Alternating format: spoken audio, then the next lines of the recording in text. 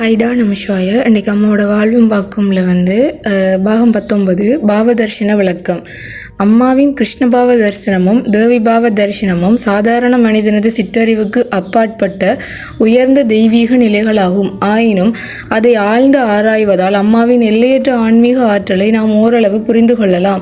பக்தனின் உண்மையான நாட்டத்துக்கு ஏற்ப இறைவனோ இறைவனை அனுபூதியில் அறிந்துள்ள குருவோ தமது எல்லையற்ற ஆன்மீக ஆற்றலை அப்பக்தனது இதய தாமரையில் மெல்ல மெல்ல மலர செய்வார். இந்த ஆன்மீக ஆற்றல் என்பது உண்மையில் பக்தனுக்குள் இருக்கும் ஆன்ம வடிவே ஆகும். பக்தனின் தீவிரமான ஆன்ம சாதனைகளால் மனம் தூய்மை அடைய அடைய குரு அருளால் அவன் ஆன்மீக ஆற்றலை தனக்குள்ளே படிப்படியாக உணர்வான். அம்மாவின் பாவதர்ஷனம் பற்றி புரிந்து கொள்ள இந்த அருள் மிக அவசியமானதாகும். அவதாரம் என்னும் சொல் கீழிறங்கி வருதல் என பொருள்படும். இறை அவதாரங்களை நமது ஆசாரிய பெருமக்கள் முப்பிரிவுகளாக பிரித்துள்ளார்கள். அவற்றுள் பூரண அவதாரம் என்பது நாம ரூபங்களுக்கு அப்பாற்பட்ட பரம்பொருள் மானுட வடிவில் தோன்றி தனது எல்லையற்ற ஆற்றலை தடைகள் ஏதுமில்லாமல் வெளிப்படுத்துவதே ஆகும். தர்மத்தை நிலைநாட்டி மக்களுக்கு ஆன்மீக வெளிப்பூட்டுவது பூரண அவதாரத்தின் நோக்கமாக இருக்கும். ஒரு குறிப்பிட்ட காரியத்தை நிறைவேற்றுவதற்காக இறைவன் தனது அளப்பெரும் ஆற்றலில் ஒரு பகுதியை வெளிப்படுத்துவது அம்சாவதாரமாகும். நரசிம்மாவதாரம், வாமனாவதாரம் போன்றவை அம்சாவதாரங்களுக்கு உதாரணங்கள் ஆகும். ஆவேச அவதாரம் முன்கூறிய இரு அவதாரங்களில் இருந்து மாறுபட்டதாகும். குறிப்பிட்ட காரியத்துக்காக இறைவனின் சிறு ஆற்றல் ஒரு மானுட உடலில் குறிப்பிட்ட காலம் வரை செயல்படுவது ஆவேச அவதாரம் ஆகும். ஸ்ரீமத் பாகவதத்தில் வரும் பரசுராமவதாரம் இதற்கு தக்க சான்றாகும். கர்வமும் அகந்தையும் கொண்ட அரசர்களை அழிக்க சிறந்த போர் வீரரான பரசுராமரின் மூலம் இறைவனது ஆற்றல் செயல்பட்டது. இச்செயல் நிறைவேறியதும் இவ்வாற்றல் பரசுராமரை விட்டு நீங்கியது. இறை அவதாரமான ஸ்ரீராமர் சீதையை மனம் புரிந்து அயோத்தி திரும்பும் சமயம் பரசுராமரிடமிருந்த ஆற்றலை நீக்கிவிட்டதாக கூறப்படுகின்றது. மிகவும் தூயவர்களின் மூலமே தெய்வீக ஆற்றல் செயல்படும் என்பார்கள். எனவே பரசுராமர் ஆவேச அவதாரமாக கருதப்படுகின்றார். கிருஷ்ணர் துவாரகையில் இருந்த பொழுது ஒரு நாள் அவருக்கு தமது பக்தனான அனுமனை காண வேண்டும் என்ற ஆவல் தோன்றியது. உடனே அவர் கருடாழ்வாரிடம் கதளிவனம் சென்று அனுமனை அழைத்து வரும்படி கூறினார். அனுமனோ, எனது பிரபு ஸ்ரீராமரை தவிர வேறு யாரையும் பார்க்க நான் வரமாட்டேன் என்று கூறிவிட்டார். இதை அறிந்த கிருஷ்ணர் புன்முறுவலுடன் கருடாழ்வாரிடம் மீண்டும் அனுமனிடம் சென்று துவாரகையில் ஸ்ரீராமரும் சீதையும் இருப்பதாகவும் அனுமனை காண அவர்கள் விரும்புவதாகவும் சொல்லி அழைத்து வருமாறு கூறினார். கருடாழ்வார் சென்றபின் கிருஷ்ணர் ஸ்ரீராமராகவும் ருக்மணி சீதையாகவும் வடிவெடுத்தனர். துவாரகை வந்த அனுமன் சீதாராமரை மனங்குளிர தரிசித்து வழிபட்ட பின் கதளிவனம் திரும்பினார். ஆயிரம் ஆண்டுகளுக்கு முன் அயோத்தியில் அவதரித்த ஸ்ரீராமர் இன்று எவ்வாறு துவாரகையில் இருக்க முடியும் என்று அனுமன் ஐயப்படவில்லை. அனைத்தும் அறிபவரான அனுமன் தனக்கு ராமராக காட்சி அளித்தது துவாரகாநாதன் கிருஷ்ணர் தான் என்பதை அறியாதிருக்க முடியாது. கிருஷ்ணரை தவிர வேறு யாராலும் ராமராக மாற முடியாது என்பதையும் அவர் அறிந்திருப்பார் என்பது திண்ணம். தனக்கு கிருஷ்ணரிடமிருந்து வந்த அழைப்பை மானுட வடிவில் மீண்டும் ஒரு முறை சீதாராமரை தரிசிக்க அனுமன் பயன்படுத்தி கொண்டார். பக்த பராதீனனான பகவான் தனது பக்தனின் விருப்பத்தை நிறைவேற்றி வைத்தார். ஒரு பூரண அவதார திருமேனியில்தான் இறைவன் தனது எந்த தெய்வீக பாவத்தையும் வெளிப்படுத்த இயலும். கிருஷ்ணர் பூரண அவதாரமானதால் ஸ்ரீராம பாவத்தை சிரமமின்றி வெளிப்படுத்தினார். கிருஷ்ணர் சத்யபாமா உட்பட தனது துணைவியர் பலரையும் சீதா பாவத்தை வெளிப்படுத்த சொன்ன பொழுது அவர்களால் அது இயலவில்லை. மகாலட்சுமியின் அவதாரமான ருக்மணிக்கு எளிதில் சீதா பாவத்தை மேற்கொள்ள முடிந்தது. ஸ்ரீ நரசிம்ம உபாசகரான பண்டிதர் ஸ்ரீவாசர் தனது வீட்டு பூஜை அறையில் அமர்ந்து ஜபித்து கொண்டிருந்தார். கதவை தட்டும் சப்தம் கேட்டது. யாரது என்று கேட்டார். பண்டிதர், உனது இஷ்டமூர்த்தியை தரிசிக்க வருக என்று கேட்டார் பண்டிதர். அப்பொழுது உனது இஷ்டமூர்த்தியை தரிசிக்க வருக என்று பதில் வந்தது. பண்டிதர் கதவை திறந்தார். வாயிலில் தெய்வீக உணவில் ஊறியவராக சைத்தன்ய மகாபிரபு நின்று கொண்டிருந்தார். மகாபிரபு வீட்டுக்குள் வந்து பூஜை அறையில் வழிபாட்டுக்காக போடப்பட்டிருந்த ஆசனத்தில் அமர்ந்து கொண்டார். அவரது திருமேனியில் நரசிம்மரை பண்டிதர் தரிசித்தார்.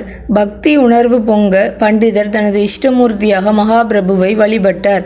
அவரது குடும்பத்தினரும் மகாபிரபுவை வழிபட்டனர். அனைவரையும் பிரபு ஆசீர்வதித்தார். எல்லோரும் வழிபட்டதும் மகாபிரபு உலக நினைவின்றி சாய்ந்தார். சிறிது நேரத்தில் உலக நினைவு திரும்பியது. அப்பொழுது மகாபிரபு பண்டிதரிடம், என்ன நடந்தது? எனக்கு ஒன்றும் புரியவில்லையே, ஏதாவது தவறாக சொல்லிவிட்டேனா என்று கேட்டார். பண்டிதர் தனது இஷ்டமூர்த்தியாக காட்சி அருளிய மகாபிரபுவை வணங்கி எழுந்து, ஐயனே, தங்களது அடிமையை இனியும் மயக்க வேண்டாம். தங்கள் கருணையால் தாங்கள் யார் என்பதை உணர்ந்து கொண்டேன் என்றார். மகாபிரபு இக்கூற்றை ஆமோதிப்பவராக அருள் சுரக்கும் மென்முறுவல் பூத்தார். தனது பக்தர்களின் விருப்பத்துக்கேற்ப பல பாவநிலைகளில் மகாபிரபு தரிசனம் அளித்துள்ளார். சைத்தன்ய மகாபிரபுவிடம் 2 பாவநிலைகள் இடம்பெற்றிருந்தன என்பார்கள் பெரியோர்கள். ஒன்று பக்த பாவநிலை. மகாபிரபு பெரும்பாலும் இறைவனது பக்தனாக விளங்கும் இந்நிலையிலேயே மூழ்கியிருப்பார். மற்றொன்று பகவத் பாவநிலை, அதாவது ஆன்ம வடிவில் ஆழ்ந்து பரமானந்தத்தில் திளைத்திருக்கும் நிலை ஆகும். உண்மையான அவரது இயல்பு இந்நிலையில் வெளிப்படுகின்றது. மேலே கூறியவற்றிலிருந்து பாவதர்சனம் என்றால் என்ன என்பதை ஓரளவு புரிந்து கொள்ள முடியும். பக்தர்களது இயல்பிற்கேற்ப அவதார புருஷர் ஒருவர் வெவ்வேறு இறைநிலைகளை தெய்வீக இயல்பை வெளிப்படுத்துவதை பாவ தரிசனம் என்று கூறுகின்றோம். அவதார புருஷர்களால் வெளிப்படுத்தப்பட்ட பாவநிலைகள் பெரும்பாலும் பக்தர்களின் வேண்டுகோளுக்கிணங்க குறிப்பிட்ட காலத்தில் குறிப்பிட்ட காரியத்துக்காக நிகழ்ந்துள்ளது. இந்த பாவநிலை சிறிது நேரமே இருந்திருக்கிறது. 2003ஆம் ஆண்டு ஆகஸ்ட் மாதத்துடன் அம்மா பாரதத்தில் தேவி பாவ தரிசனம் அளிப்பது நிறைவுக்கு வந்தது. இப்பொழுது வெளிநாடுகளில் மட்டுமே தேவி பாவ தரிசனம் அளிக்கின்றார். பாவ தரிசனத்தின் பொழுது பக்தர்களுக்கு அருள் புரிவதற்காக தமது உண்மையான ஆன்ம நிலையை அம்மா ஓரளவு வெளிப்படுத்துகின்றார். இது பற்றி அவர் அம்மா தனது ஆன்மீக ஆற்றலின் ஒரு சிறு பகுதியை கூட பாவ தரிசனத்தின் போது வெளிப்படுத்துவதில்லை.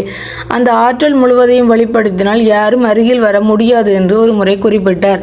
மேலும் ஒரே பரம்பொருளின் பல்வேறு விபூதிகளாக விளங்கும் நம் இந்து மத தெய்வங்கள் அனைத்தும் நம்முள்ளேயே உள்ளன. உலக நலனுக்காக தனது எண்ணத்தாலேயே அவற்றுள் ஏதாவது ஒன்றை தமது திருமேனியில் வெளிப்படுத்தும் ஆற்றல் அவதாரங்களுக்கு உண்டு. நிர்குண பிரம்மத்தின் புருஷ தத்துவமாக கிருஷ்ண பாவமும் அதன் பிரகிருதி தத்துவமாக தேவி பாவமும் திகழ்கின்றது. அம்மா முதலில் கிருஷ்ணனாகவும் பின் தேவியாகவும் தரிசனம் அளிக்கின்றேன்.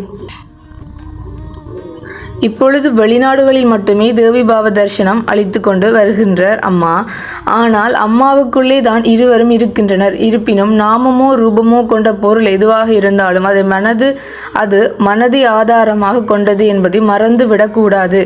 கோயில் யானையை ஏன் அலங்கரிக்க வேண்டும்? வக்கீல் கருப்பு உடையும் காவலர் அவருக்கென சீருடையும் அணிவது ஏன்? மனதுக்கு ஒரு கருத்தை வலியுறுத்தவே இவை பயன்படுகின்றன. இதேபோல பக்தர்களின் பக்தி உணர்வை வலுப்படுத்தவே அம்மா கிருஷ்ணனாகவும் தேவியாகவும் அலங்கரித்துக் கொள்கின்றேன். இந்த உடலுக்குள் இருக்கும் ஆத்மா உங்களுக்குள்ளும் இருக்கின்றது.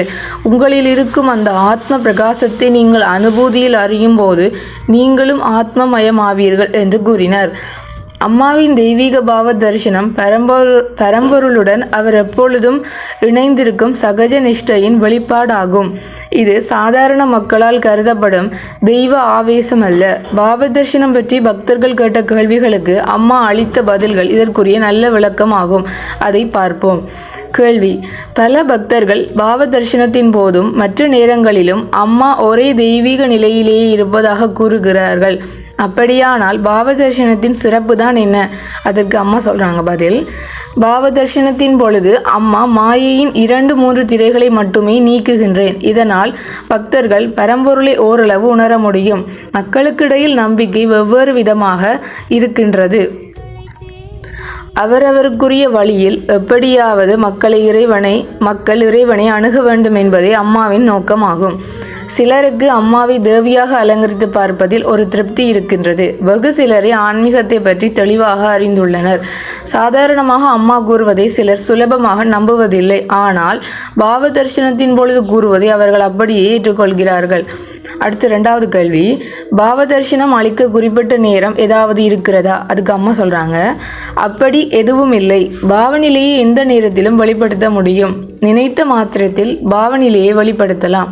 3வது கேள்வி: அம்மா, நீங்கள் ஏன் தேவியைப் போல அலங்கரித்து கொள்ள வேண்டும்? அதுக்கு அம்மா சொல்கிறாங்க, பாவநிலை என்ன என்பதை மக்கள் நினைவு கூர்வதற்கு இது துணை புரியும். ஒவ்வொரு உடையும் அதற்குரிய முக்கியத்துவம் வாய்ந்ததாகும். குழந்தைகளே, நாம் பிறக்கும் பொழுது ஆடையின்றி பிறந்தோம். பின்னர் வாழும் நாடு சமுதாய பழக்கம் இதற்கேற்ப உடை அணிகின்றோம். என்ன உடை உடுத்தி இருந்தாலும் மனிதன் ஒருவன் தானே. இக்காலத்தில் மக்கள் உடைக்கு பெரும் மதிப்பு கொடுக்கிறார்கள். இதை ஓர் உதாரணத்தால் விளக்கி கொடுக்கலாம். சாலை ஓரத்தில் இருந்த மரத்தை ஒருவன் வெட்டி கொண்டிருந்தான். இதை பார்த்த ஒருவன் மரத்தை வெட்டுவது குற்றம் என தடுத்தான். மரத்தை வெட்டியவன் தன்னை தடுத்தவனை திட்டினான். உண்மையில் தடுத்தவன் ஒரு காவல் அதிகாரி. ஆனால் அப்பொழுது சீருடை அணியாத காரணத்தினால் அவன் வார்த்தைக்கு மதிப்பில்லை. அவன் சென்று தன் சீருடை அணிந்து திரும்பி வந்த பொழுது தூரத்தில் இவனை கண்டதுமே மரத்தை வெட்டி கொண்டிருந்தவன் ஓடிவிட்டான். சாதாரண உடைக்கும் சீருடைக்கும் உள்ள வித்தியாசம் இதுதான். உடை மக்களின் மனதில் அதற்கேற்ற விளைவை ஏற்படுத்துகின்றது. இது போன்றதே தேவி பாவ அலங்காரம் ஆகும். அம்மாவுடன் பல மணி நேரங்கள் பேசினாலும் திருப்தி அடையாத மக்கள் பாவ தரிசனத்தின் பொழுது சில வினாடிகள் பேசியதும் திருப்தி கொள்கின்றார்கள். தங்கள் கவலைகளை தேவியிடம் நேரில் கூறிய மனநிறைவை அவர்கள் பெறுகின்றனர். அவதாரங்கள் ஒவ்வொரு வகையில் சிறப்புற்று திகழ்கின்றனர். கிருஷ்ணர் ராமரை விட உயர்ந்தவர் என்றோ புத்தர் கிருஷ்ணரை விட சிறந்தவர் என்றோ கூறுவது சரியல்ல. ஒவ்வொரு அவதாரமும் அவரவருக்குரிய செயலை நிறைவேற்றினார்கள். காலத்துக்கு ஏற்ற வழிகளை கையாண்டு மக்களை உய்வடைய செய்தனர். இதனால் வாழ்வை பற்றிய அவர்களது நோக்கு வெவ்வேறானது என கூற இயலாது. நாம் சிற்றறிவை கொண்டு அவர்களது செயல்களை மதிப்பிட முடியாது. ஆன்ம சாதனைகளின் விளைவாக உண்டாகும் தூய மனதின் உள்ளுணர்வால் மட்டுமே அவர்களது பெருமையை சிறிதளவாவது நம்மால் அறிந்து கொள்ளக்கூடும். ஓகேடா, இதோட பாகம் 19 முடியுதுடா. அடுத்தது பாகம் 20 பிறகு பார்ப்போம்டா. நம்ம ஷாய வாழ்க வளமுடன்.